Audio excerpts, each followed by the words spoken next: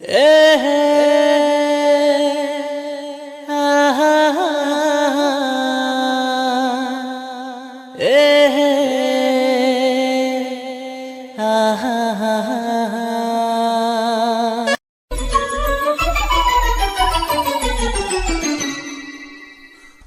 Hello ನಮಸ್ಕಾರ.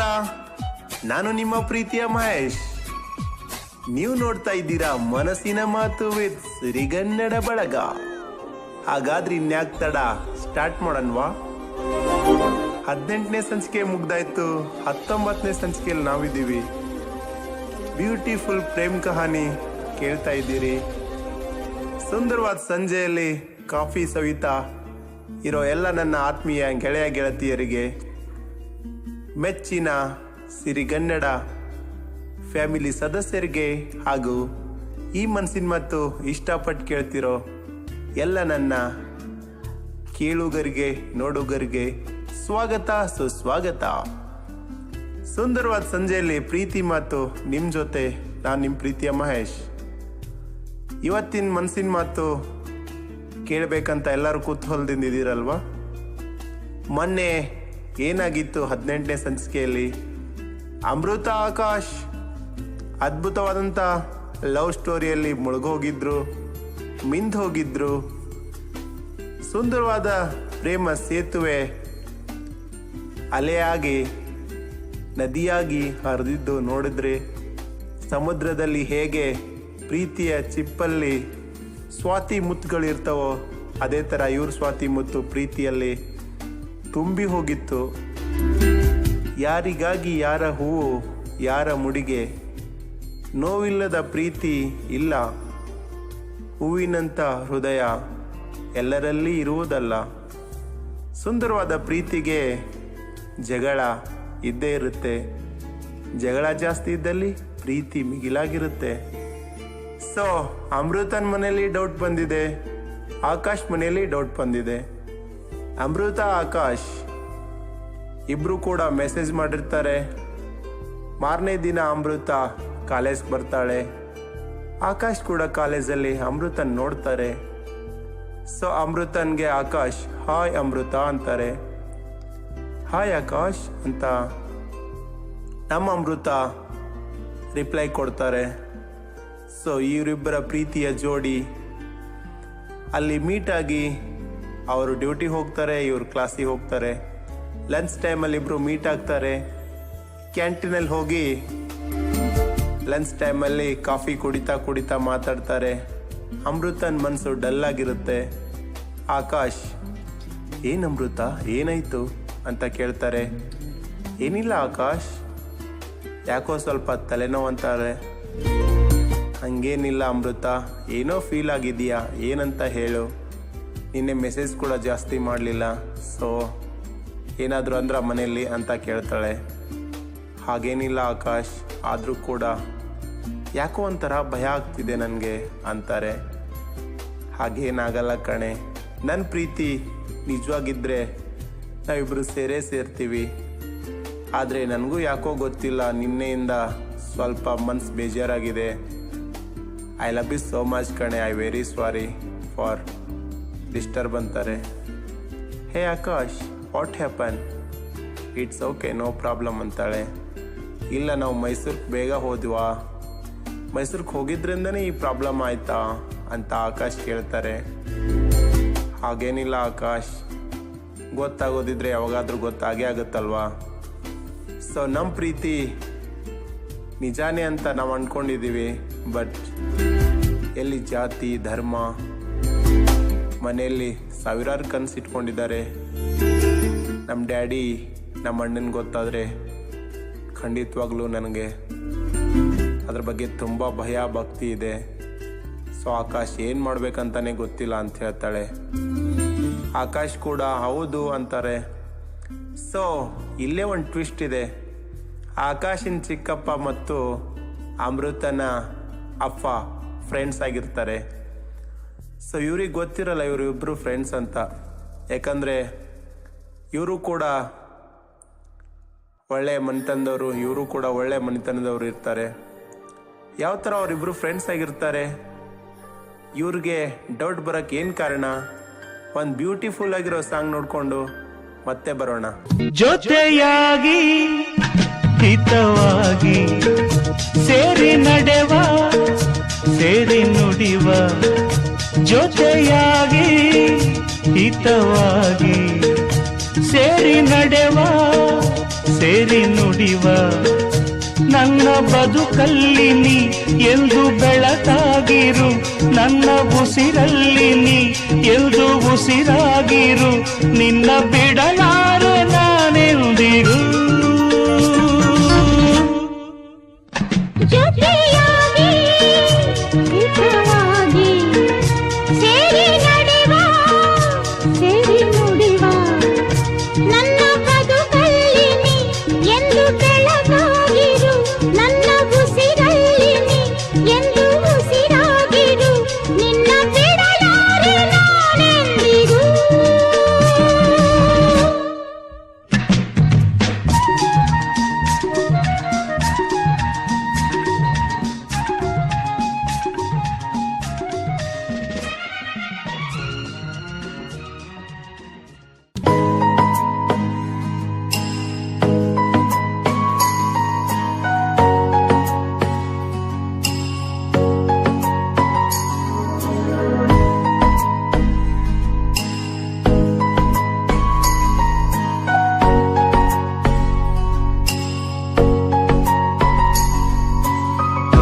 Beautiful ಆಗಿರೋ ಸಾಂಗ್ನ ನೋಡ್ಕೊಂಡು ಬಂದ್ರಲ್ವಾ?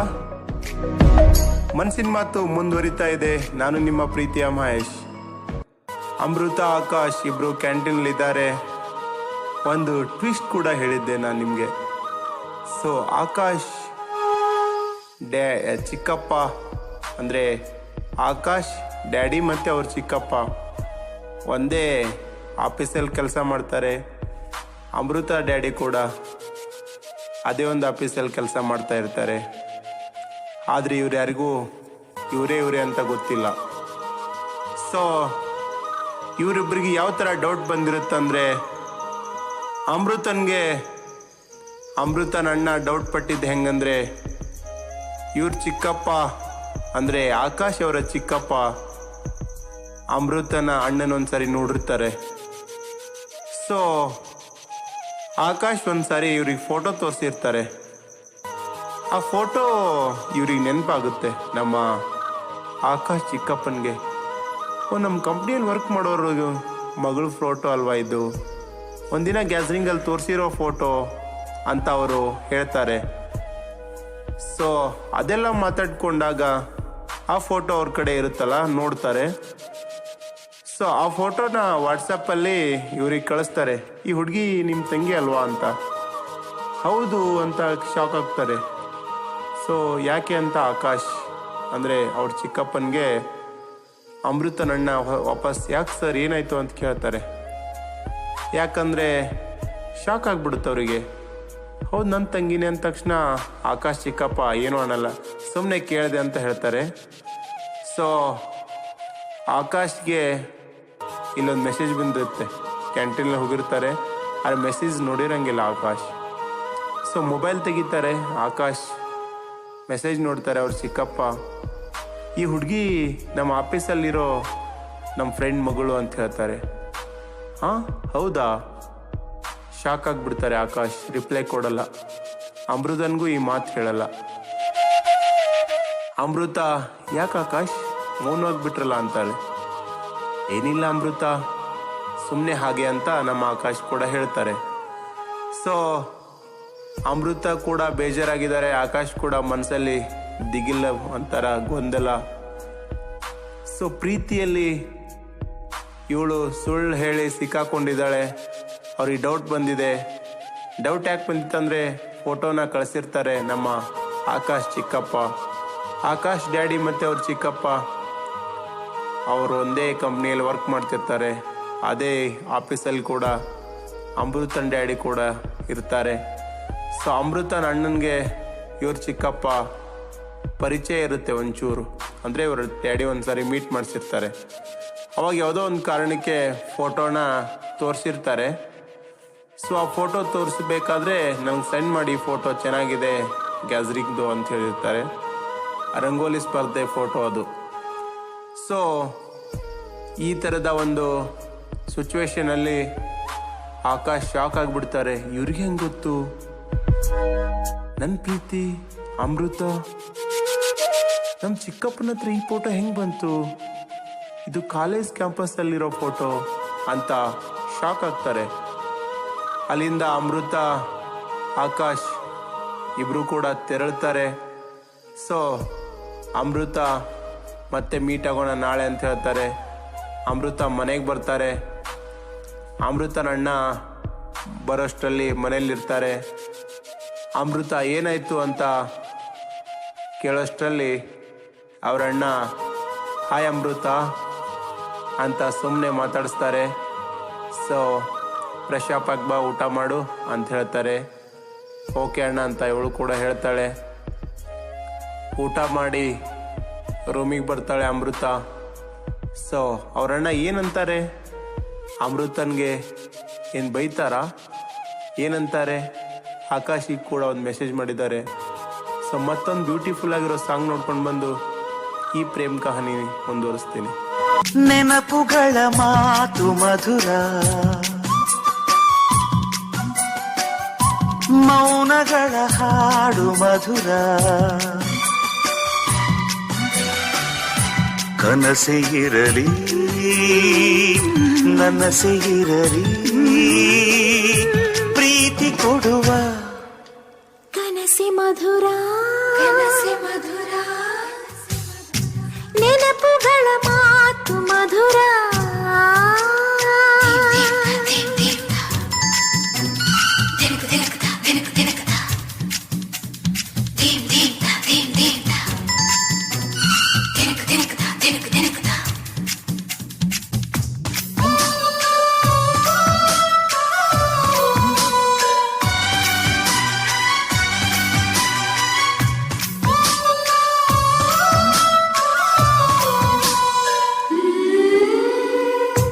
ಸಾವಿರ ಹೂಗಳ ಹುಡುಕಿದರು ಚಂದ ಬೇರೆ ಗಂಧ ಬೇರೆ ಸ್ಪರ್ಶ ಒಂದೇ,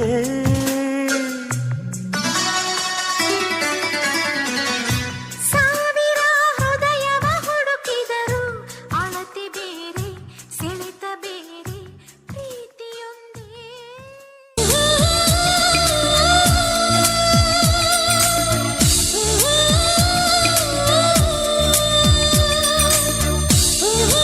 ಮತ್ತೊಂದು ಬ್ಯೂಟಿಫುಲ್ ಆಗಿರೋ ಸಾಂಗ್ನ ನೋಡ್ಕೊಂಡು ಬಂದ್ರ. ಪ್ರೀತಿ ಮಾತು ಮುಂದುವರಿತಾನೆ ಇದೆ. ನಾನು ನಿಮ್ಮ ಪ್ರೀತಿಯ ಮಹೇಶ್. ಆಕಾಶ್ ಅಮೃತ ಕ್ಯಾಂಟೀನಲ್ಲಿ ಮೀಟ್ ಆಗಿದ್ದಾಯ್ತು. ಸೊ ಹಿಂದಿನ ಕತೆ ಕೂಡ ಕೇಳಿದ್ರಿ. ಅಮೃತ ಮನೆಗೆ ಬಂದಿದ್ದಾಳೆ, ಅವರಣ್ಣ ನೈಸಾಗೆ ಮಾತಾಡ್ಸಿದ್ದಾರೆ. ಅಮೃತನೂ ಒಂದು ಥರ ಡೌಟ್ ಮುಜುಗರ ಸ್ಟಾರ್ಟ್ ಆಗಿದೆ. ಸೊ ಆಕಾಶಿನ ಒಂದು ಮೆಸೇಜ್ ಬಂದಿರುತ್ತೆ ಅಂತ ಹೇಳಿದೆ. ಆಕಾಶ್ ಮೆಸೇಜ್ ಮಾಡಿರ್ತಾರೆ ಅಮೃತನ್ಗೆ, ಅಮೃತ ನಿಮ್ಮ ಮನೆಯವ್ರು ಯಾರಾದರೂ ನಮ್ಮ ಮನೆಗೆ ಅಥವಾ ನಮಗೆ ಯಾರಿಗಾದ್ರೂ ಗೊತ್ತಾ ಅಂತ ಕೇಳ್ತಾರೆ. ಒಂದು ಕ್ಷಣ ಅಮೃತ ಶಾಕ್ ಆಗಿಬಿಡ್ತಾರೆ. ನೋಡಿ ಎಲ್ಲಿದೆಲ್ಲು ಎತ್ತನ ಮಾಮರ, ಎತ್ತನ ಕೋಗಿಲೆ, ಎತ್ತ ಇವರ ಪ್ರೀತಿ, ಎಲ್ಲಿಂದ ಎಲ್ಲಿ ಕನೆಕ್ಟಿವಿಟಿ. ಸೊ ತುಂಬ ಕ್ಯೂರಿಯಾಸಿಟಿ ಹುಡಿಸ್ತಾ ಇದೆ ಅಲ್ವಾ. ಆಕಾಶ್ ಅಮೃತ ಮೆಸೇಜ್ ಮಾಡ್ತಾ ಇರ್ತಾರೆ. ಅಮೃತ ಯಾಕೆ ಆಕಾಶ್ ಅಂತ ಕೇಳಿದ್ರಲ್ವಾ, ಸುಮ್ಮನೆ ಕೇಳಿದೆ ಅಂತ ಹೇಳ್ತಾರೆ. ಆಕಾಶ್ ಅಷ್ಟು ಬೇಗ ಹೇಳಲ್ಲ, ಗಾಬರಿ ಆಗ್ತಾರಂತ ಹೇಳಿ. ಸೊ ಯಾಕೆ ಆಕಾಶ್ ಈ ಥರ ಕೇಳಿದ್ರಿ? ಸೊ ನೆವರ್, ಸಾಧ್ಯನೇ ಇಲ್ಲ ಆ ಥರ. ನಮ್ಮ ಮನೆಯವರು ನಿಮ್ಮ ಮನೆಯವ್ರಿಗೆ ಪರಿಚಯ ಇರೋಕ್ಕೆ ಅದು ಹೆಂಗೆ ಸಾಧ್ಯ ಅಂತ ಕೇಳ್ತಾರೆ.